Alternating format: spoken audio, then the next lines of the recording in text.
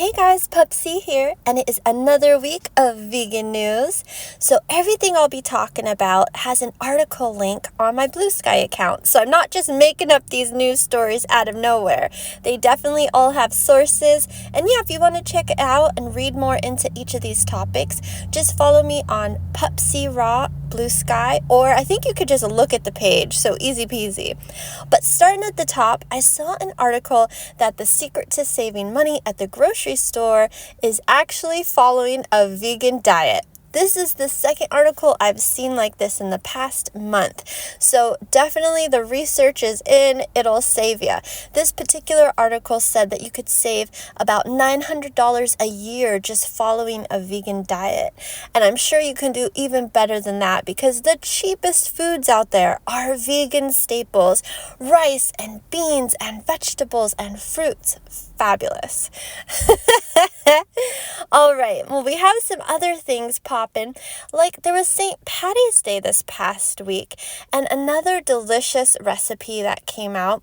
I'm gonna butcher this, but I think it's Irish colcannon. I think that's how you call it. It's basically like a nice mashed potato with some green cabbage, some green onion. I was gonna say chives, but same darn thing.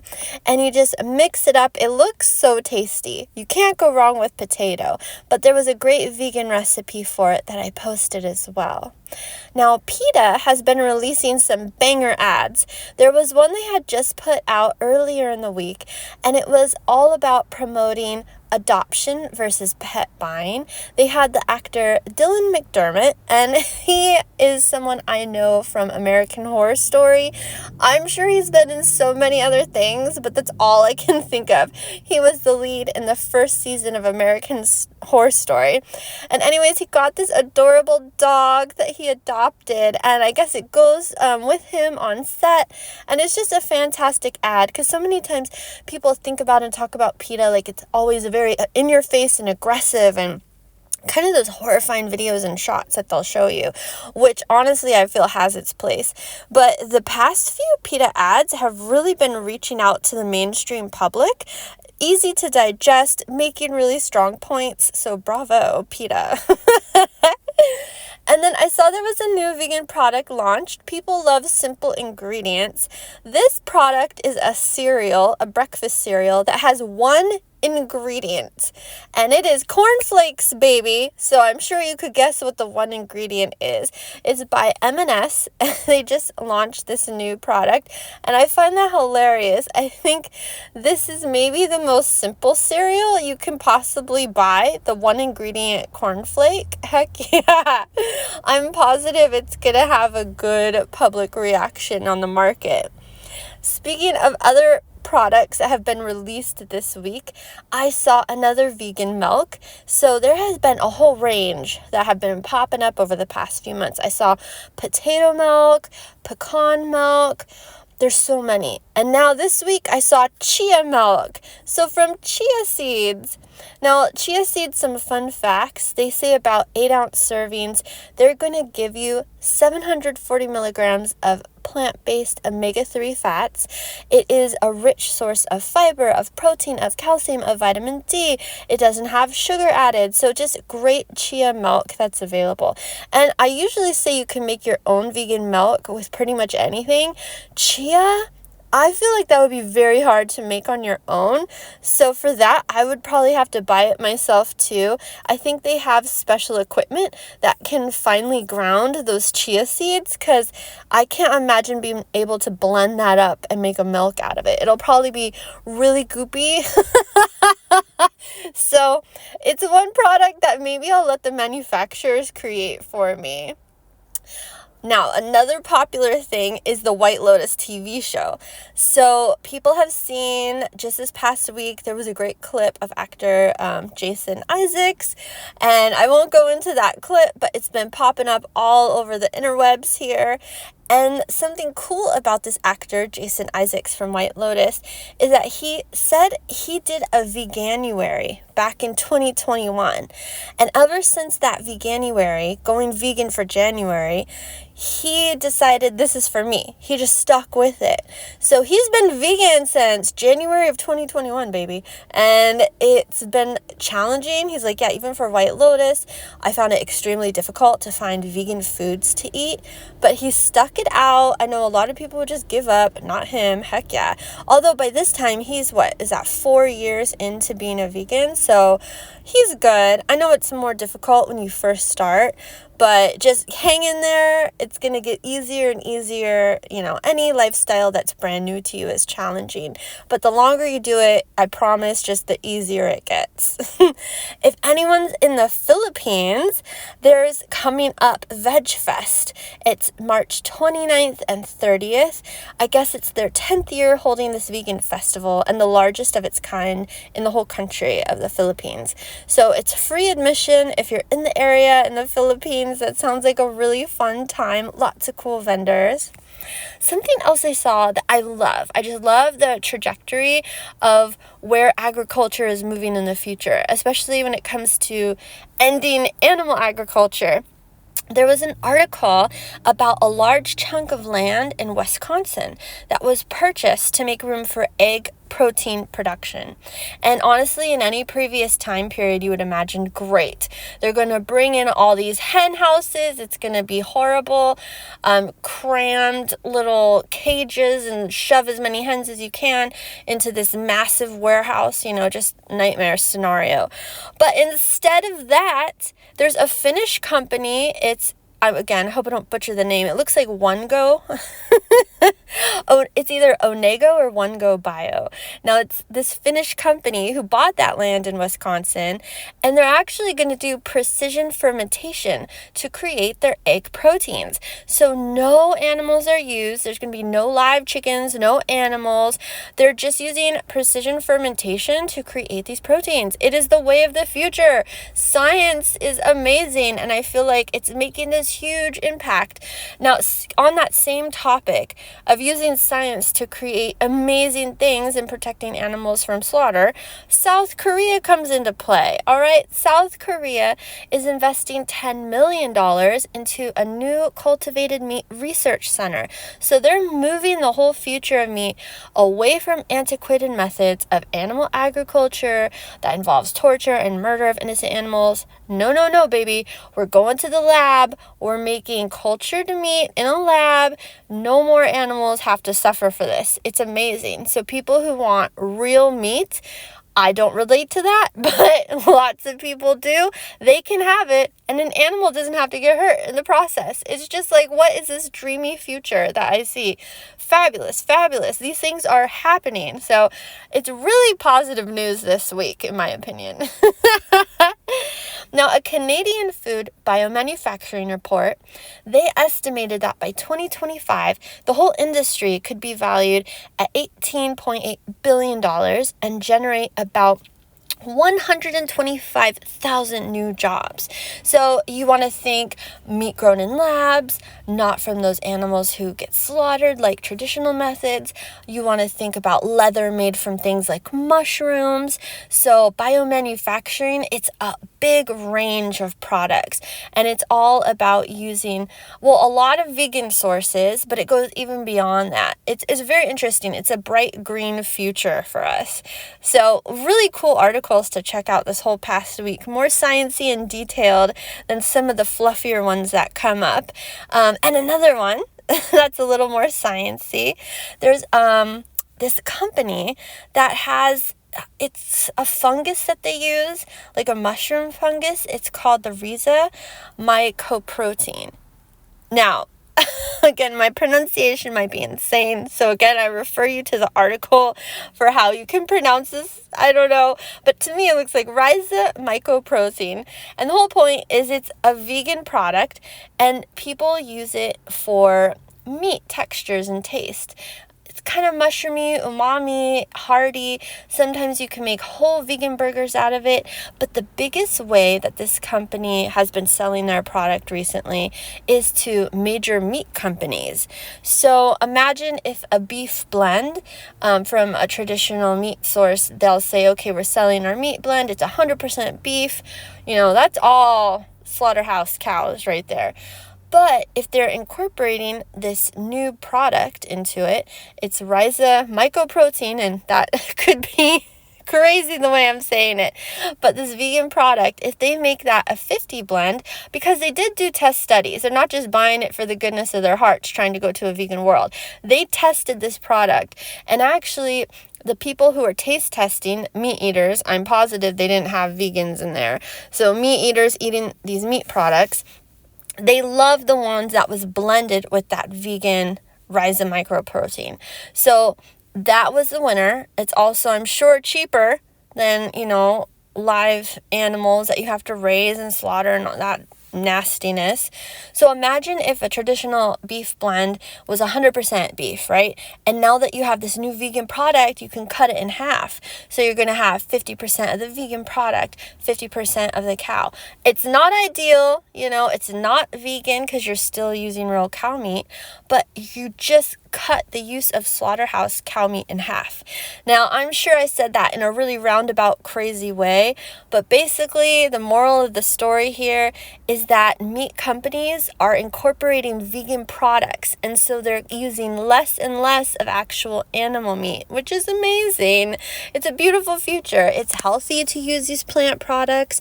It's better for the environment, and the most glaring, obvious thing is it's better for the animals. My goodness. So again, just some really good news coming out this week. Now, if you know your Indian actors and actresses, there's one who shared some beauty tips that I posted about. The big takeaways from her beauty tips were to go vegan. She's on a vegan diet, and don't eat late. And it was Shraddha Kapoor. I feel like I should study up on how to pronounce so many things, but it looks like Shraddha Kapoor. So love it. There's an article about it. So if you're big into Indian actors or actresses, a lot of them I think are already vegetarian. I know vegetarianism is pretty big in India. It's not everybody, but it does have its place. And if you go travel through India, I think the only thing to watch out for really is dairy, because they do use ghee, butters, milks, things like that quite a bit. But yeah, that was cool. I'm like, yeah, go ahead, recommend everyone go vegan, and also don't eat late. That was her other tip. There was a lot of recipes coming out this week. I saw one that had listed 31 different vegan desserts, which is quite a bit to list in one article, but I posted that up. It was like every dessert you can imagine.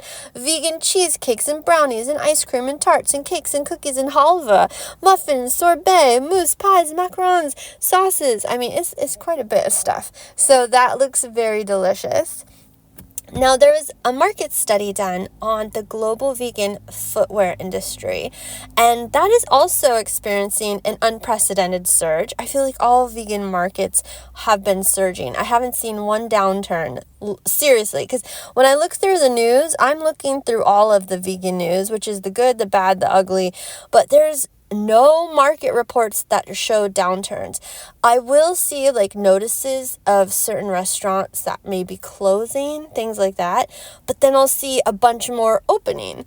So still, there's more opening than closing, and I feel like a big thing nowadays is you can't have a vegan restaurant that just doesn't taste good or is exorbitantly expensive, It doesn't have to be as expensive as it used to be. And the taste has to be so much better. People need tasty vegan food. They don't tolerate half-rate yuck vegan food. It's just, you're not going to do well. So you really have to have a higher bar when you're putting out your restaurant. And I feel like the people who are surviving and thriving in the vegan restaurant industry, they're doing it, man. I mean, there's 5 Michelin star vegan restaurants now out there to visit. So definitely the bar is higher. But anyways, back to vegan footwear. A huge surge in that market. So from 2023, it was valued at over 30 million. So industry experts project that by 2033, in 10 years, it's going to double in value. So people are loving their non-leather shoes, non-leather boots. I know I've been rocking the same vegan boots for freaking ever. If they wear out, I just buy a new pair. I love them. They're my little black combat boots and I love them. But there's going to be more and more awesome vegan shoes coming, it sounds like. Double as many as there were in 2023. Heck yeah. If you are a Walmart shopper, fun fact, there's new vegan sliders that are available there in the frozen section. They're the Impossible Foods beef vegan sliders. So that's really fun for parties and things like that. Another little report that came out, which did not surprise me whatsoever, it was from the Academy of Nutrition and Dietetics. They just released their updated position statement on vegetarian and vegan diets. So they basically just reaffirmed, because they already had a statement before that said vegan diet's a healthy diet, but then that report had an expiration date because they want to keep things fresh and updated, so their reports are only set for a certain number of time. I guess they all have an expiration date. They're like, this report is good until yada yada date. So the previous one had expired and everyone's like, oh no, what does that mean? I mean, honestly, like, you think they're just going to say, just kidding y'all, vegan diets are bad? No. What they said is the same darn thing, that plant-based diets are nutritionally adequate and can provide long-term health benefits. I saw someone dive into this report a bit more, and the only difference is they took away, I think for everybody, the term for everybody, and they specified this is for adults, because I think their study is only done on adults. So they're not going to talk about kids. I think they're not saying veganism is bad for kids. It's just the study only was on adults. So that's all they're going to speak to. That's like the only change, is they got more specific with who their study was following.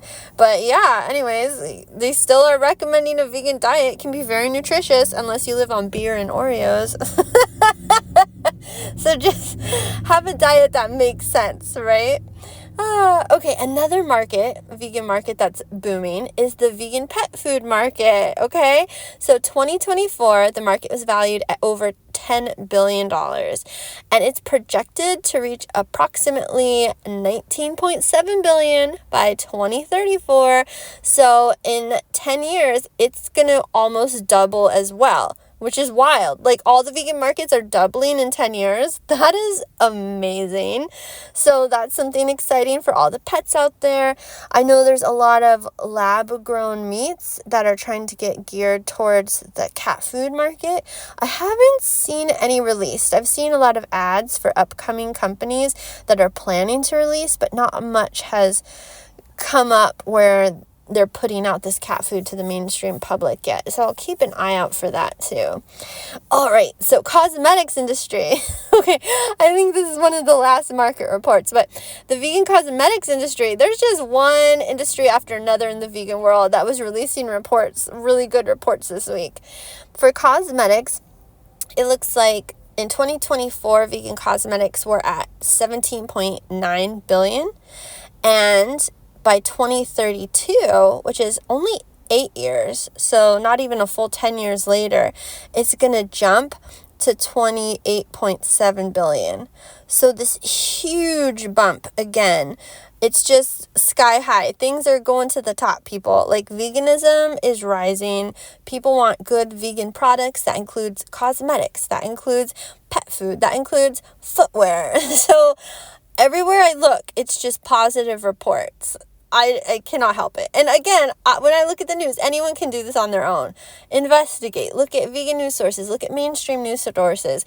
Look all around. You can see maybe people doing opinion pieces that are negative about veganism. But when it comes to market trends, when it comes to science-based information, veganism is all in the positive. So I love to see it. I love posting about it. There was plenty to post about this week. This week, too, something fun. There was Tiramisu Day. World Tiramisu Day. That dessert. It's like a chocolatey, coffee, fluffy mousse dessert, right? And I posted a vegan tiramisu recipe. But how exciting. Sometimes I think every single day of the year is some kind of like special day for something. Margarita Day, Tiramisu Day, Flag Day. It's always some kind of day. But if you love tiramisu, there's some good vegan tiramisu recipes out there. If you're Canadian, so I just found out if you're Canadian, there are certain areas that McDonald's in Canada is bringing back their veggie burger. Okay, so it's the McVeggie Vegan, and it's available until April 14th. The areas that it listed: for British Columbia, it was Langley, Richmond, and Surrey. In Ontario, the locations they'll have this is Brampton and Windsor. And for New Brunswick, it's going to be Sussex, Riverview. And then there's a couple of towns that, my pronunciation again, it looks like Moncton and Dieppe. That is probably not how you say those towns. I'm so sorry. I don't know how to say those towns. But anyways, yeah, on my BlueSky account, I've linked an article all about it, and it lists exactly where these places are. So that could be really fun if you go there. I think you just say, I want the McVeggie Vegan, and they have one that has mayo if you just say McVeggie, and then if you say that McVeggie Vegan, they just don't put the mayonnaise on it. Which honestly, why don't you use vegan mayonnaise? Because there's like 50 million brands of vegan mayonnaise now. Although I stan Vegenaise. Vegenaise is the goat. It is the most delicious. It's follow your heart Vegenaise. It's chef's kiss. Mwah. But anyways, I don't get it. Like, why wouldn't you just put vegan mayo? It's not that hard. Like, I don't understand it all. That's so lazy. Anyways, there was an article released about tempeh that I posted, and that had a lot of fun facts. Like, the first documented mention of tempeh was in the 1600s, and then I told my husband that, and he's like, oh, that's relatively young. Kimchi is so much older. Because he's from Seoul, Korea. So then that has a very rich ancient history. So everything more Western, it just seems like nothing. You're just like, everything's recent. Even the 1600s, not that long ago. But I was impressed. I'm like, okay, tempeh from the 1600s, okay. It is actually a cooked and fermented soybean cake. So if you're not familiar, it's all vegan. It's rich in essential minerals and nutrients, naturally low in sodium. It's easy to digest. I usually see people use it to make vegan bacon. That's where I usually see it. But now they're just releasing all kinds of awesome tempeh products. They're like pre-seasoned, or like lots of recipes of tempeh, which is cool. Something else that got posted about was from a website that I love now. It's such a new website. It's called foodfacts.org. And they've just been fighting anything in the mainstream that is misinformation about health. So, for instance, people were talking about, the classic argument, you need your protein, you need animal protein to be healthy, blah, blah, blah, blah. And I know every vegan rolls their eyes and they're like, Jesus, when will this argument die? So this Food Facts website, they had a new article released that went into 31 studies. Everything that they post about is science-backed. It's like peer-reviewed research. They'll post their sources. They're not just making things up. So they went and cited like 31 studies where researchers concluded that replacing foods high in animal protein with plant protein will have a much more positive effect on your health and longevity. Now, fears of protein deficiencies are totally unnecessary. That's what these reports also let readers know. The real deficiency that we actually suffer from is fiber, which no one really talks about. It's something that I only see mentioned in like ads for senior citizens to eat grape nuts or other weird fiber products. But really, you just eat plants. If you ate the whole food plants, you would have plenty of fiber, man. Like, I freaking love kale salads, and that is hearty. Something that makes you chew a while, that's fiber, baby. That is fiber. It's something, it doesn't digest, it just goes through you. It's so healthy, though. You need it. Sweeps you out. fiber. It's like an ad for fiber. They should do that. There should be government resources going into ads for healthy foods, but I'm sure that wouldn't be beneficial in our society. I'll go down a rabbit hole with that in Big Pharma. But anyways, fiber is good for you. You get it from plants. Eat those plants. Don't eat animal proteins. That's my too long. Don't read. Go vegan. But the article I posted is, again, it's on the Pup C Raw BlueSky, or you could go directly to the website, which was foodfacts.org, and they always are popping out with really cool articles. Something else I just found out about was a holographic zoo. There was one that just opened in Austin, Texas, and a holographic zoo. There's no live animals. It's just completely cruelty-free zoo. They use lifelike 3D images, sounds of nature. It's a cool like tunnel you walk through. And there was one that originally was released in Australia. So the first hologram zoo was in Australia. And they also have an aquarium there. A hologram aquarium. So you could do a double feature. You could go to the hologram zoo, then go to the hologram aquarium. And again, it's not live creatures. It's you wearing 3D glasses, just experiencing this really cool thing. I'm imagining like 3D IMAX. You go in and you're like, wow, it feels like I'm in the water, at the aquarium, or it feels like I'm in the jungle, in the zoo. I would love to go to those, but I'm not near Austin, Texas or Australia. So if I go one day, that is something that I will definitely have to check out, because I haven't been to a zoo since I was a child, or aquarium. It's no good, y'all. It makes me sad. I'm like, I don't want to see these sad, locked up animals. But anyways, moving on to something more cheerful. There was a British journalist who's not a vegan, and she had the great job of ranking vegan cheeses. I don't know how she got that job. I don't know if she volunteered for this article or if they assigned it to her, but this lady was ranking vegan cheeses. And because she was in the UK, it's all these cheeses I've never seen in American stores. So that was kind of cool. Some familiar brands, a lot of new brands I never saw, but even the brands that were familiar, it's products by them that they don't have here in America. So very cool. And she did have top ranked ones and then bottom ranked. And her top ranks, she was going on about how delicious they were. So that was cool. I'm like, you're exposing mainstream people to delicious vegan cheese, because it's something that in the past, even 10, 20 years ago, was terrible. You always have nutritional yeast. That is amazing. It's an amazing product. Add a little sea salt. There you go. But in actual cheeses that people normally think of, it's just great to see vegan cheese come along. And now there's so many. I mean, really, any kind of cheese you can imagine, there's a delicious vegan version. All right, lastly, I want to mention a little shout out to someone who made this amazing, delicious chickpea tuna salad.